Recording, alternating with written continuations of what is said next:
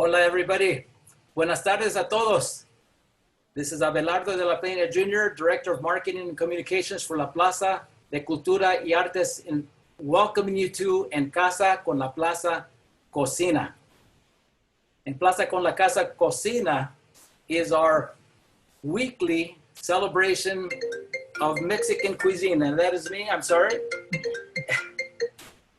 Anything could happen on these live and in-person Zoom and Facebook live sessions. To introduce you to our guest, I'm going to introduce you to our Senior Director of Education Programming, Jimena Martin, who will take you through this wonderful cooking demonstration. So take it away.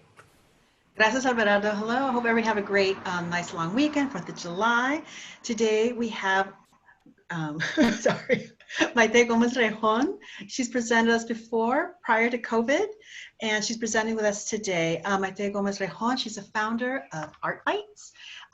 She presents art and culinary history through lectures, cooking, tastings, and museums across the country. And she's presented various times at La Plaza. She's done our Pláticas and also our Hecho con Amor, various hands-on cooking classes. She has a BFA, University of Texas in Austin, an MFA at the Art Institute of Chicago, and she also has a Grand Diplôme from the French Culinary Institute in New York. She's also presented at the Today Show, Food and Wine, also locally here KCRW with Good Food, and in our NPR Splendid Table. She's also contributed to Life and Time, Eaton Magazine, and her essays can be found under Mexican Early Cookbooks as it appears in the Oxford Research Encyclopedia of Latin American History. And today she's going to be presenting 3 very unique recipes to share, and those will be coming to you after our session here. Today we'll be celebrating Mexican herbs and spices. So we'll be starting off with a Salsa Verde and Epazote, a Tex-Mex spice blend, and also achiote paste, which I'm quite excited. Never done achiote paste. So without ado, I pass it over to Ms. Maite Gomez-Rejon. Thank you, Jimena. Thank you, Abelarda. I'm so excited to join you again. I love working with La Plaza, so I'm very, very excited. And everything Mexican is so dear to my heart. So like Jimena said, I'm gonna explore a little bit of the history of herbs and spices in Mexico, even though there are hundreds and hundreds and hundreds and hundreds of herbs native to Mexico. I'm only going to touch upon some of them. And like Jimena said, I'm going to make 3 different recipes. So we're starting with a salsa verde made with epazote, which is one of the herbs native to Mexico. And then I'll make 2 different spice blends. One, the achiote paste that's native to Yucatan. And it's very interesting. It's used in cochinita pibil, which is this pork dish that's typically cooked in a pit covered with banana leaves, and we also see, and then a lot of the same spices we see in a Tex-Mex blend. I grew up on the border of Texas and Mexico, and whenever we would go to cities like San Antonio or Austin, and my mom got a whiff of cumin and these other spices, she was always like, that's not Mexican food. It's Tex-Mex food, but it was. And it's interesting to see how the same spices are used in completely different flavor profiles. But first, I have this amazing book that I wanted to just point out to you before we start cooking and before I start honing in on the spices that we have here. This is called the Aztec Herbal, that was written in 1552. So this was a few decades post-conquest, but it tells us all about Aztec medicine. And it was written by 2 indigenous men. One of them actually wrote it all phonetically in Nahuatl, and then the other one translated the whole book into Latin, which is actually quite fascinating. It actually lives in the Vatican Library in Rome, but the names of the herbs are all written in Nahuatl, but everything is illustrated, which is how people can actually figure out what they are. And it has everything from how to cure the hiccups to how to cure, you know, hair loss and anxiety and all sorts of different conditions, with over 184 herbs and different sorts of plants and barks of trees and everything that was put together in different concoctions to either make teas or ointments or whatever it may be. So I just want to open it up to a random page so you can kind of see the illustrations. And these were, in the original book, it was brightly colored. This was translated into English in the 1930s when it was rediscovered that they actually had this. But here is an example of one flower that was for pain in the heart.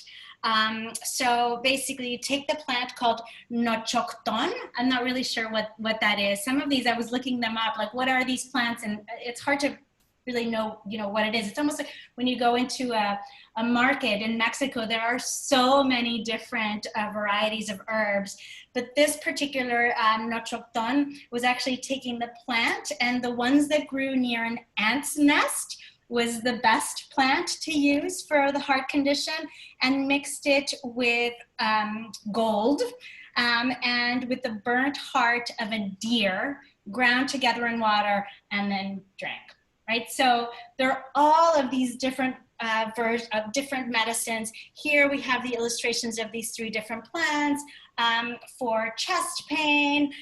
So this particular one is sort of basically the juices of the herbs mixed with nuts, and this was consumed for just chest pain. So we have over 184 different herbs that are in this book, and there's fascinating concoctions. And I see that somebody just ordered the book, which is great. So it's actually really quite an interesting book. So you can actually see some of the plants that we see here, and was all illustrated with natural pigments. I'll talk about the spices in a little bit, but here we have achiote, which you could see is bright red. A lot of the red coloring that we see here, likely the red in these flowers here, was actually made with achiote. And a lot of the herbs that we actually see in this book were not only used medicinally, but also used for food. So I have a couple of spices here that I want to share. This one is not really a spice, but it's used as a spice. These are avocado leaves. So hoja de aguacate. It's the leaf of the avocado tree, which is of course native to Mexico. This is mostly used in the southern states of Yucatan and Oaxaca, and it's used in beans. My father was from Yucatan. We always had hoja de aguacate in beans, and it's actually quite, it gives the beans a really interesting anise flavor, and it also was used medicinally. So we actually see it in the Aztec herbal. Teas of the avocado leaf were used to cure intestinal parasites. If you ate the leaf raw, sort of fresh leaf raw, it was good to increase the production of breast milk. Although pregnant women were advised to consume it with caution because it could cause stomach cramps as well. Topically, in an ointment, it helped to remove scars, and the avocado leaf mixed with the bark of the avocado tree was used as a treatment for cough. So it was used for all of these things as well as to cook. So everything was used together, and the Aztec medicine was really one of the sort of top medicines, and there was this kind of mix between sort of medicine and magic. It was believed that there needed to be a balance between the head, the heart, and the liver in order to be completely healthy. And depending on what day you were born, what month you were born, this basically dictated what your health was going to be for the rest of your life. And physicians were men and women. It wasn't a difference. You know, women could have as much power as men in creating all of these different, you know, concoctions. So the hoja de aguacate is one of them. I'm going to just move it out of the way to clear some space for the salsas. These two plants that I have growing here, I actually didn't know that they were native to Mexico. I have these growing in my backyard. This is sage. You see this a lot. Italian cooking uses sage a lot. It's called salvia in Spanish. It's really delicious with pork dishes, which is how I usually use it in pork dishes. But medicinally, this was actually used as a tea for menstrual pain and also for hot flashes. And it's very, very fragrant, and it has a really strong flavor. It's used a lot in meats and barbecues, anything that really needs kind of a lot of, just a lot of, this which holds, you know, strong flavors. And then I have this plant called pineapple sage. So the leaf is much thinner and bright green. This one is a little bit fuzzy. This one is not at all. It's so thin, it's almost translucent. It's a bush. It's actually pretty tall. It grows about this tall. I love it and I grow it because of the little tiny red flowers that it has, which attract butterflies and hummingbirds. So I love it for that. But this was actually used as a tea to lower blood pressure and to really give a relief to anxiety. So this was used again for anxiety and for blood pressure. So now I know when I'm feeling anxious, I'm going to start making teas, even though it calms me just to look at the butterflies and the hummingbirds, you know, around them. But these are two, these three appear in this Aztec herbal. It's called the Bavianus manuscript as well, named after the man who translated it. And then I have the epazote that we're going to be cooking with today. This is basically an herb that kind of grows wild. Native again to Mexico, mostly used as well in, you see the leaves in quesadillas. It's used a lot in squash dishes, in mushrooms dishes. It doesn't withhold a lot of heat. So this is something that if you're cooking with it, you want to put it in at the very end because it loses its flavor. It's used medicinally for dysentery and also for asthma. And it's also, like the avocado leaves, it's used to cook beans, to cook black beans, because it helps to alleviate gas or not produce, you know, gas. So this is a plant that grows, it basically is essentially a weed that grows like crazy in Mexico and in most parts of North America now. I used to live in New York for many years, and it actually grows wild in Central Park. I remember walking in the park with my mom once, and she's like, "Es epazote." So I remember picking a bunch. It has these tiny little green flowers that has lots of tiny little seeds. So this is epazote. We're going to make our salsa verde with epazote. And actually, I'm going to start getting my comal heated to put my tomatillos on, and then I'll continue talking. Let me just get that going real quick. Maite? Yes? Where did you find the epazote, and where can our folks find epazote? Okay, good question. LA, we're in LA, and there's a huge Oaxacan community in LA, and you see it a lot in Oaxacan food, Oaxacan, Yucatecan food. So I bought this. There's a Oaxacan market. If you're in LA on Pico near Crenshaw called La Mayordomia, they have it fresh, you know, it's beautiful. You could definitely find it there. Most Latin American markets carry it. And if you can't find it fresh, you might be able to find it dry.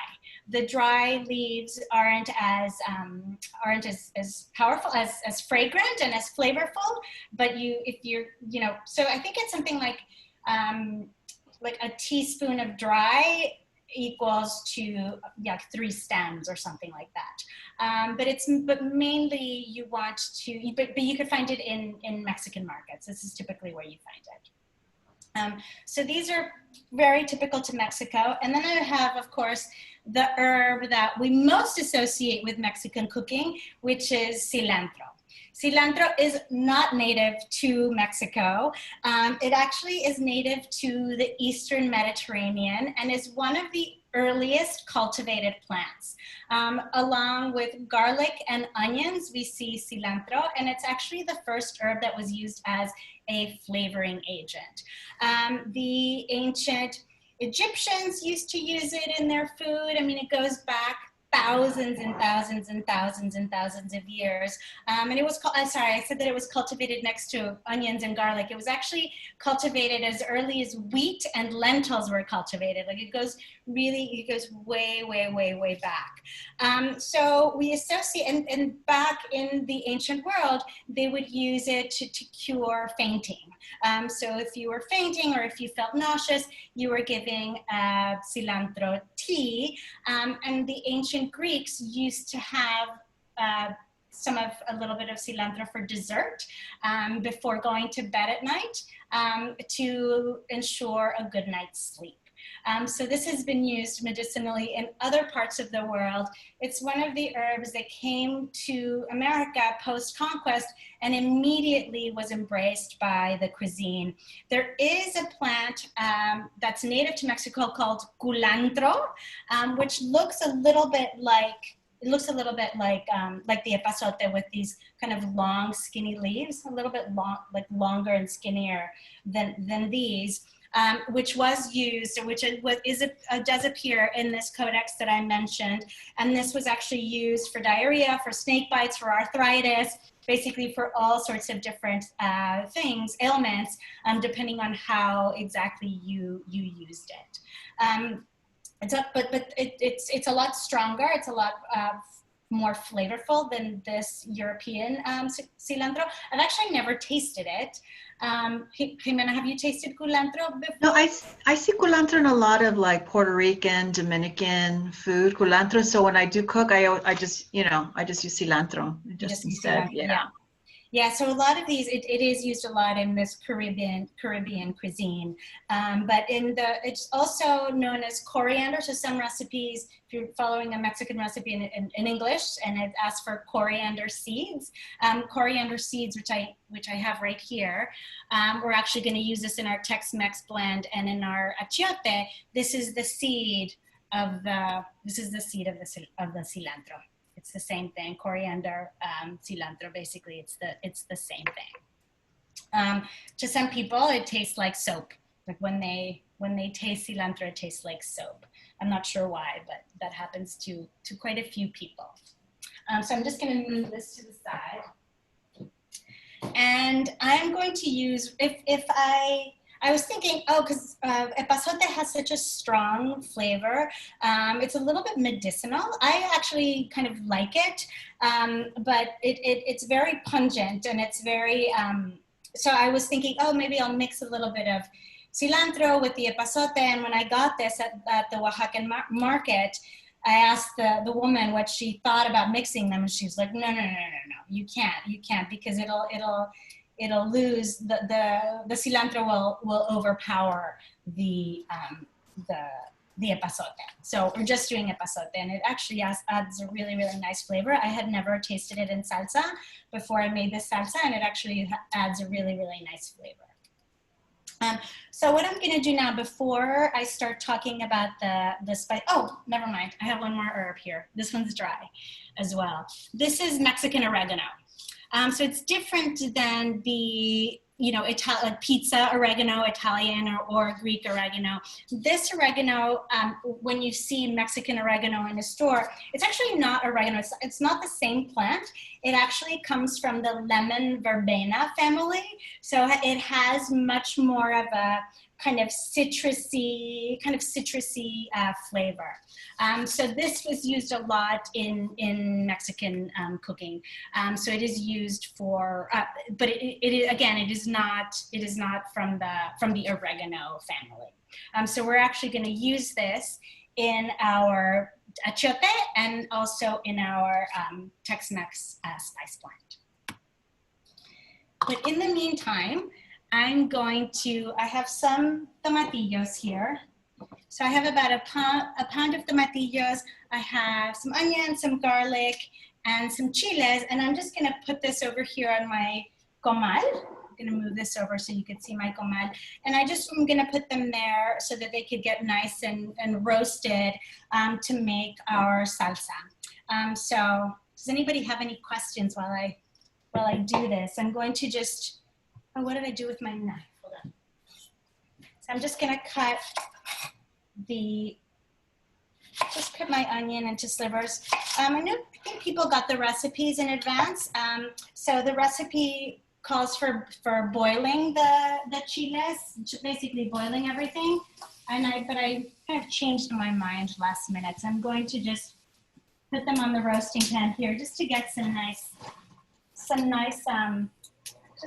flavor. So I have, about a pound of tomatillos, which I removed this husk and rinsed them really well. I have a pound of tomatillos. My onion was enormous, so I used a quarter onion as opposed to the half onion that's in your recipe. And I'm just gonna use one chile. What kind of chile are you using, serrano or jalapeno? I'm using serrano, but you can also use jalapeno, but I just decided to use some serrano, which is really, but yes, you can use either of them.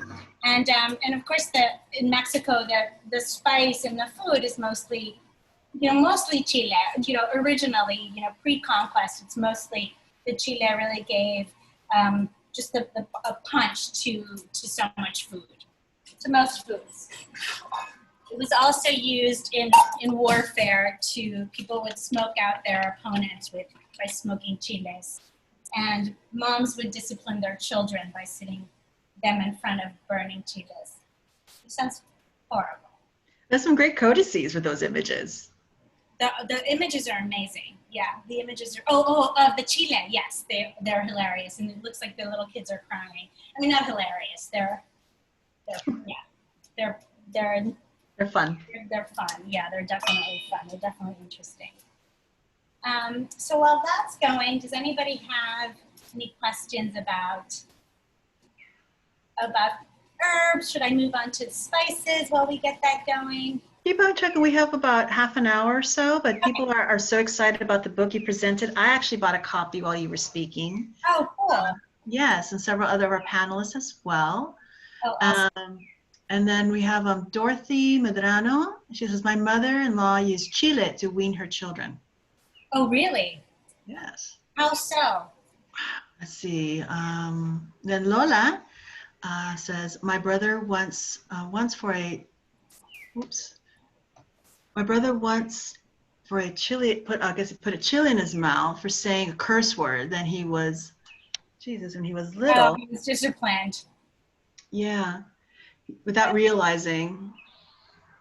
Oh, I see Dorothy's mom put a chile on her breast. Yes. To her kids. Oh my gosh, that's so horrible. This poor kids. I would do it.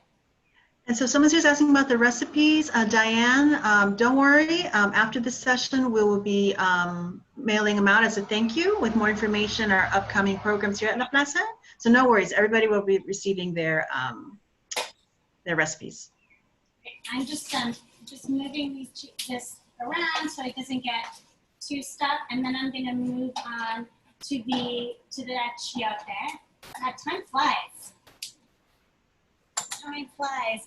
So I want to move on to talking a little bit about the spices, and then what I'm going to do, I'm just going to, in this molcajete, I'm just going to smash a clove of garlic with some salt, and then we're going to put everything else in here to just smash it really, really well.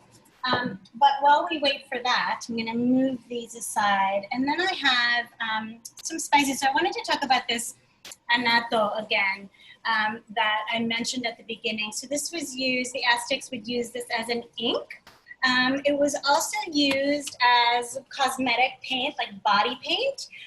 It was also used for lipstick. It's really bright red. It was used for lipstick. Sorry. I heard something and I thought maybe it was the fire, but it's not, the fire extinguisher, but it's not. It was also used for lipstick. They also used it for medicinally to treat heartburn, to treat diabetes, and also it was used to ward off evil. So it had many, many, many different purposes. This is native to the Americas, to Mexico, and it's mainly, you mainly see it in Yucatecan cuisine in the achiote paste or in recado rojo. So what I'm gonna do is I have a little spice grinder here. So I'm just gonna put it in here. I have about 1/4 cup of the achiote. Maite? Yes. People are asking, where can they find the annatto seeds? Oh, I got these. I wish I had the little bag, but you usually find the little, you know, in the like Latin American grocery stores, there's a wall that has a little bag, lots of little bags where you could find like bay leaves or sesame seeds, or that's where I found it. And I found this, I think it was at that same market. I think it was at that same market where I found the achiote. I've also seen it, let me see, there's this brand that has little, no, that's not it. That has little boxes, this Spicely brand that sells it with little boxes, and you can find these in the spice aisle of any grocery store. This is a little paprika that I have here. They also sell it. So it's not actually not that difficult to find. So I have my annatto here. I'm going to add 2 cloves. Cloves are native to Asia, but made their way to Mexico and really became part of the diet. We see cloves in achiote. We also see cloves in mole.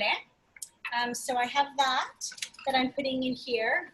And then I'm also gonna add, so 2 cloves. I'm gonna add a tablespoon of coriander seeds, which is the seed of the cilantro.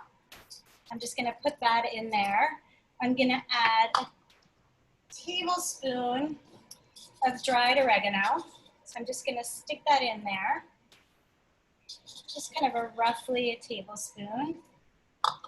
1 teaspoon of peppercorns. So again, these are a lot of ingredients that go into mole. They just take, oh, I just saw that something, oh, never mind. They just take on a completely different flavor profile because of the achiote. So I'm gonna put that in there. So I have the annatto seeds, the coriander seeds, and then of course, cumin. Cumin is one of these spices that is actually quite interesting. You see it in a lot of, I said, like a lot of Tex-Mex cuisine. You see it in mole, you see it in a lot of Yucatecan cuisines, but it's really mixed with lots of different flavors. So it doesn't really get, it's kind of masked with everything else. But it is actually interesting that cumin is native to the Middle East, native to India, and it is one of the most ancient spices. And there are tablets, like in cuneiform, tablets that go back to the 2nd century BC from, Babylonia, Babylon and that sort of part of the Middle East that actually mention recipes with cumin. They're not recipes, they're mentioned, meals that were served. So thousands and thousands of years. The ancient Greeks used it to cure hysteria.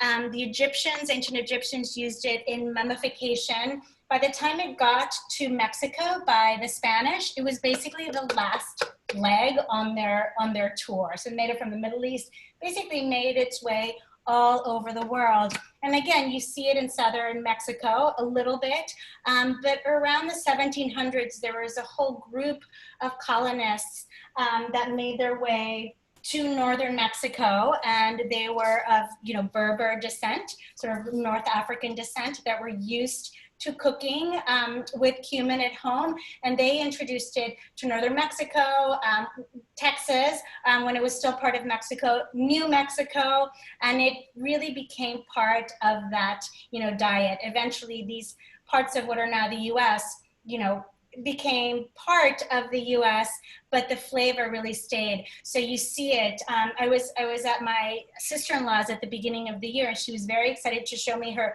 taco blend. And I was like, that's not Mexican, but it's very, very Tex-Mex. And I think that, you know, in the US, oftentimes people associate this flavor with Mexican food, where it's not, you know, really as strong, but you do see it in recipes, really in India, and you know, in the Middle East. It's one of the most used, you know, spices.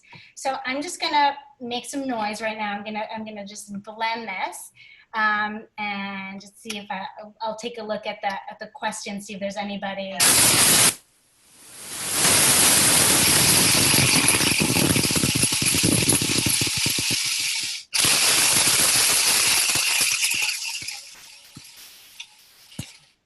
So what I'm gonna do. Maite, one off question that we started off earlier.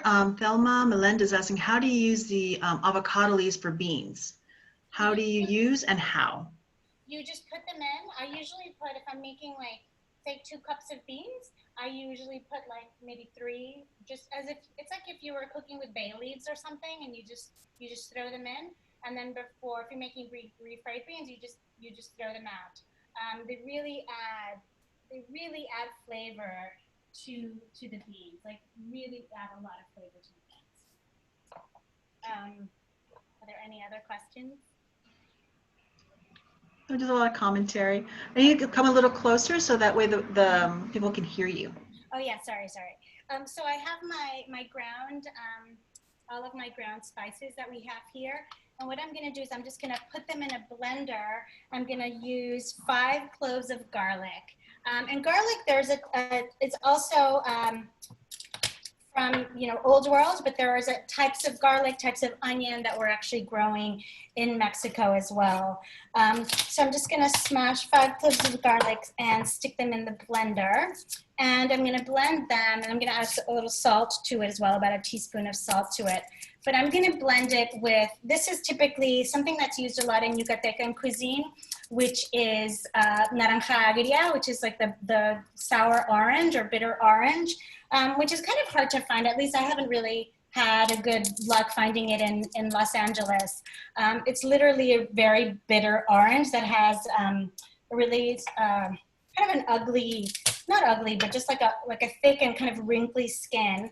And it's used a lot. I mean, all citrus is actually native to Asia, and it's one of those things that made their way around the world. And of course, it's hard to think of Mexican food without lime. But this naranja agria is, you can actually, it became very popular. It's very used a lot in Yucatecan cuisine. It's actually used a lot also in England. You know, they eat a lot of the orange marmalade. This is what they use. They use the naranja agria. Since I couldn't find it, or I have equal amounts. I have 2 tablespoons lime juice, 2 tablespoons orange juice, and 2 tablespoons of grapefruit juice. So I'm actually going to blend all of this together. So my spices that I ground with 5 cloves of garlic and the pseudo naranja agria. So let me bring the blender.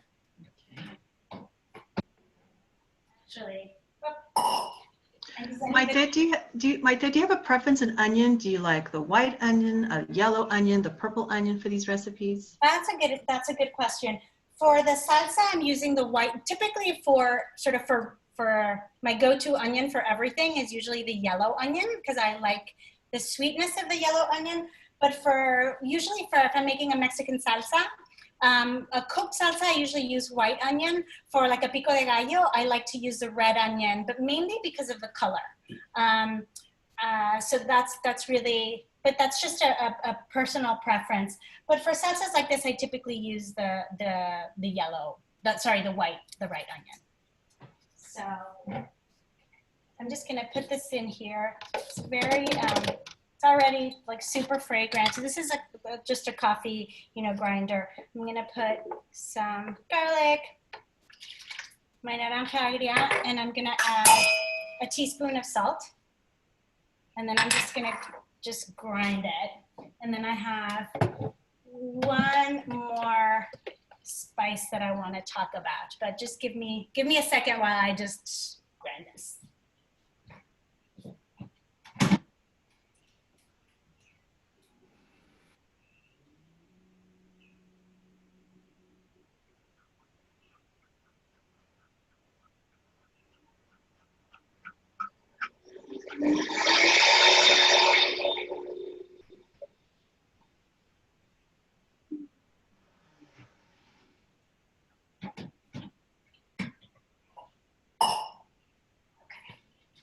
So I'm just bringing it over.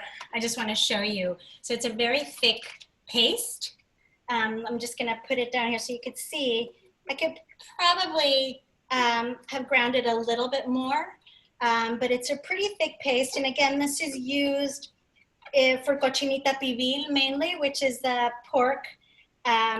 Basically, you marinate the pork with this, and you could add a little bit more of the naranja agria.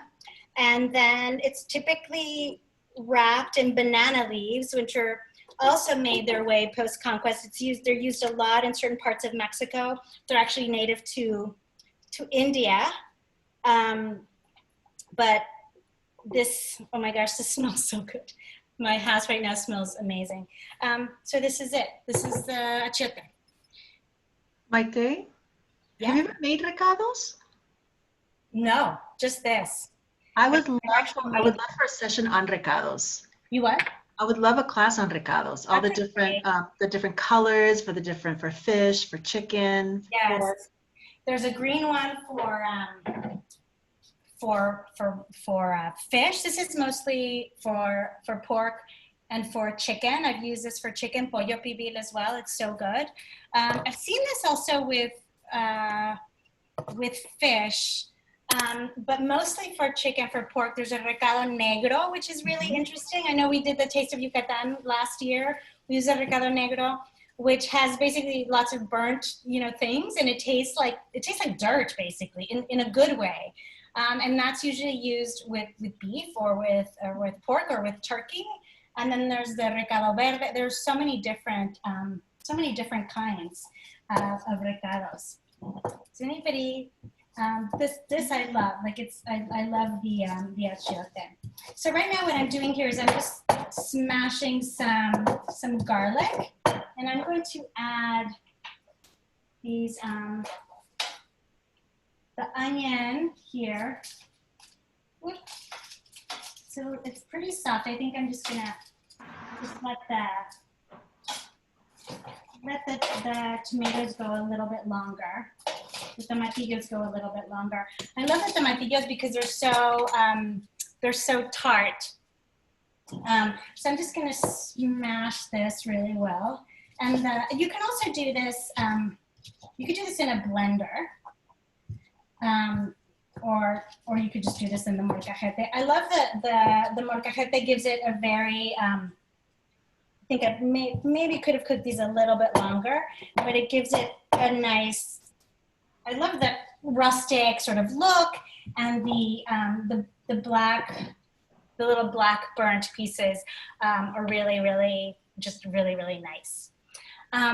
So I'm just gonna just set this aside for a minute because I know we're running low on time. Are we doing okay? Okay, we've got about a good solid 12 minutes or so. Okay, perfect.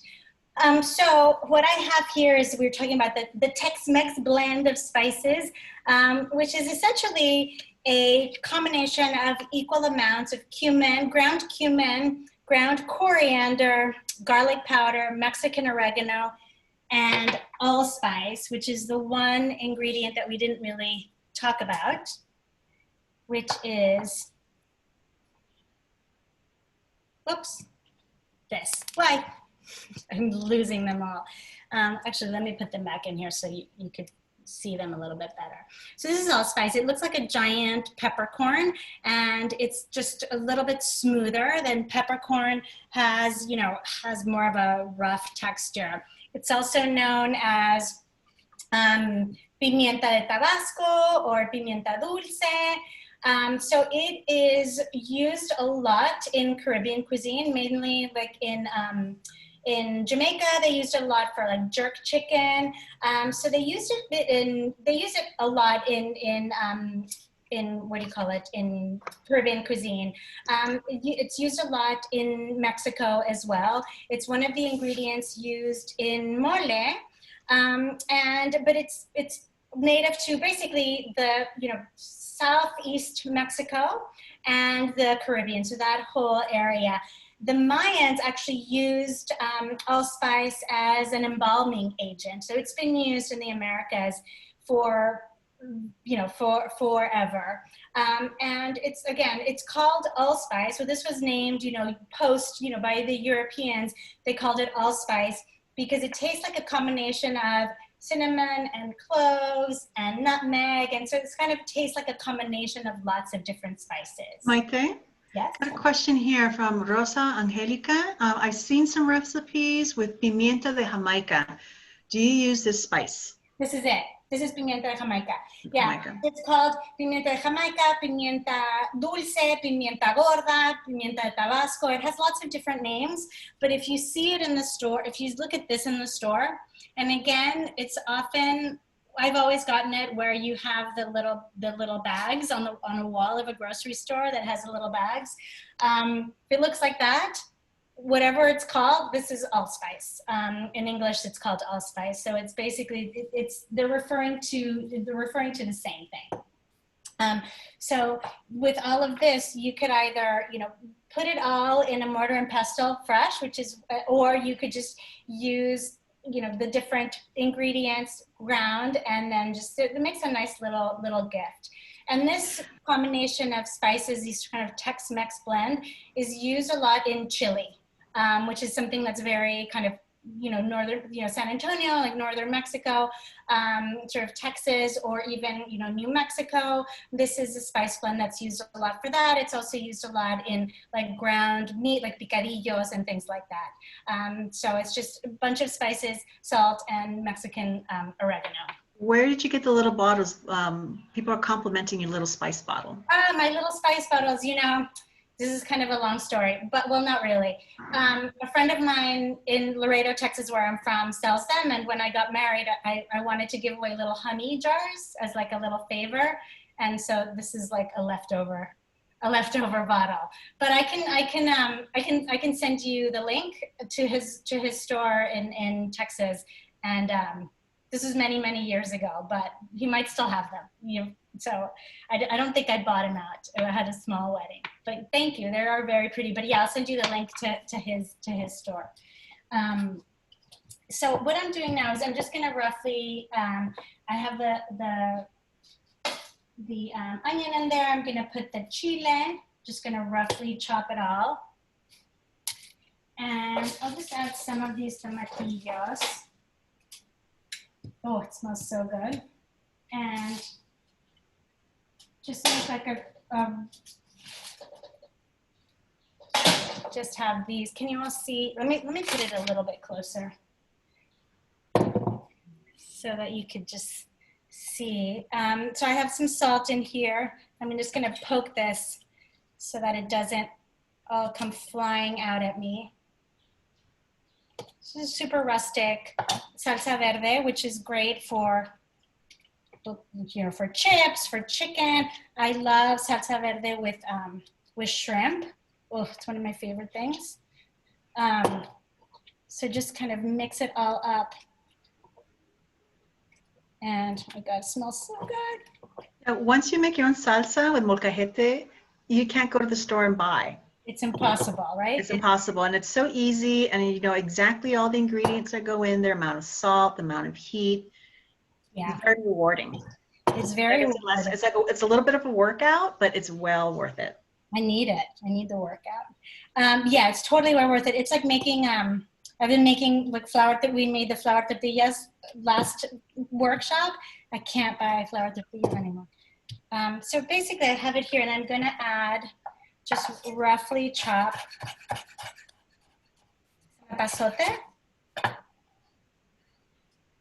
and put it in there, and then just mix that up. And that's it. Doesn't that look pretty? We have our epazote. We have our spice blend, our achiote with the annatto, and then we have our little Tex-Mex, our Tex-Mex blend. I mean, how different is this? It's basically the same ingredients, except of course this has the achiote, which gives it a completely different flavor profile and completely different look and completely different texture, of course. But the base spices are the same. How long do these last? Because I know like the achiote, once you grind it up, how long would it last in the fridge? Is it out? Is it in the refrigerator? You keep it outside? I would usually put this in the fridge because it has the citrus in it, and it also has the garlic. So I probably wouldn't want to put it outside. But I have frozen achiote from when I went to Yucatan a year and a half ago. I still have it.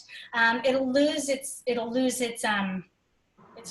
potency, just like spices do. They lose their flavor, but it's still going to be okay. If you're not going to use it, you could freeze it and it's going to be fine. What about your dry spice? Oh, my dry spices. This will last, gosh, again, it's not going to go bad because it's dry spices and it's dry oregano. It's not going to go bad. The only thing that will happen is that it's going to lose its punch a little bit after, what is it, maybe something like 6 months, something like that, to a year, maybe 6 months, it starts losing its flavor a little bit, but it's never going to go bad. Just keep it, you know, in a pantry. Don't put it in the sun, and it'll be fine. And it's way fresher than the stuff you get in the little packets. Yes, definitely. It's much better for you and tastier as well. And tastier as well, absolutely. Yes, absolutely. Does anybody have any questions? I think I showed you everything that I have. But gosh, I want to show you this side. It looks so pretty. Oh. I'm quite pleased with that. Can you tell us a little bit more, Maite, about ArtBites and all you have to offer besides being here with us so graciously here at La Plaza? Thank you. Somebody asked for a bite. Sarah. I wish you were here with me. We could share a bite of this. Yes, they are ArtBites. I teach great classes. Always bring in culinary history to my classes. Sometimes art history, sometimes cookbook history. And I've been doing this at different museums for many years. And since the quarantine, I've been offering virtual classes. So this is my second one with La Plaza, and we have a tequila and margaritas and palomas one. Palomas, margaritas, yeah. Yeah, and then I have a chocolate one, and then I usually have them on Thursday evenings. I have other classes, also kids classes coming up. So everything's on my website at artbites.net if you're interested in more. Between now and tequila. Yeah, we're gonna have tequila, and then my dad's gonna come back for Day of the Dead, and then also we always do our history of chocolate. She'll be back with us in December. So please visit ArtBites. She does amazing classes for children, for adults, for groups. Get your girlfriends together, have a private cooking session as well, and also come back and we're going to have her back in August and also in October and December. But Maite, thank you so much. Everything looks delicious. Thank you. I just wanted to answer a question. Somebody just asked if there was no salt in the salsa. I smashed garlic with salt at the very beginning. So yes, there's a salt. Thank you. Thank you, Maite, for everything. Now I'll pass it on to our Director of Marketing and Communications, Mr. Abelardo de la Peña Jr. Thank you all so much. Thank you. Well, thank you very much, Maite. That does look delicious. I wish I could have a bite too, but a little distanced here, which is appropriate for the times. But you bring us closer. What you've done is bring us closer to the culture, to our community, with your cooking, with your demonstrations. Thank you so much, and we look forward to your next one. Thank you. And yeah, those flour tortillas, they don't taste the same once you make them at home. They don't. Well, thank you so much, Jimena, also for being such a great hostess and asking the questions and keeping in touch with all. We had a lot of people on chat, on Zoom, on Facebook as well. Thank you so much for your responses, for your comments, for your questions. And this is always a joy. This is probably for all of us, the best part is that it's interactive. We see Maite doing her thing in her kitchen, but I'm sure if we're not doing it in our kitchens now, we'll be doing this later because, as you know, we have all our video sessions online at our website, laplazala.org. on Facebook at La Plaza LA, on our YouTube channel at La Plaza LA as well. Let me just give you a sneak preview of the rest of the month. Here, let me share this page. As you see, we have Mexican herbs and spices, which was today. Thank you so much, Maite. Next week at 3 o'clock on Monday, we have Jaime Mateo from Los Javis, a mezcalero extraordinaire. He's going to be talking about the history of mezcal, and also, if you're lucky, you might have a little taste of mezcal as well, but you have to bring your own bottle, BYOB. On Monday, July 20th, our first en español en Plaza con la Casa Cocina with Alfonso Martinez from Ponchos Tlayudas, demonstrating caldo de nopales. That sounds delicious. And then finally on Monday, the 27th, Andrea Borgen Abdallah from downtown LA's Barcito, which is a really unique little place, Argentinian and other Latino cuisine, demonstrating pork empanadas. So that's what we have on tap for you next week, this month in July. And then also all our other programs that we have throughout the month, you can check them out on our website, laplazala.org, and also on our Facebook page. Get on our, get on our email list, and you can find out how to do that at laplaza.org. I'd like to thank our sponsors. We've had Walmart and AARP California so generously sponsoring these programs. Also, SoCal Gas has been generous in providing some funds for these programs as well, which are free to you. And then finally, if I could find my notes here, we also have a new sponsor, and let's see if I could find it. This page is all cluttered. Yes, funding has been provided by California Humanities and the National Endowment for the Humanities as part of the Coronavirus Aid, Relief, and Economic Security CARES Act, Economic Stabilization Plan of 2020. So these are tough times for all, but fortunately we do have supporters that are bringing La Plaza's activities to you since you can't come to our museum as of yet, but we are planning for it. So please stay in touch. We'll see you soon. I'm gonna just share one more link with all of you. And this is, I talked about our sponsors. Well, you could help out too. So I'm sharing our membership page link. We welcome you as members. And you have a lot of benefits, including being the first to know about all of our programs when we start back at La Plaza. So, muchas gracias a todos. Buenas tardes. Thank you again, Maite. Thank you so much, Jimena, and we'll see you all soon. So, Thank you. Gracias. Bye-bye.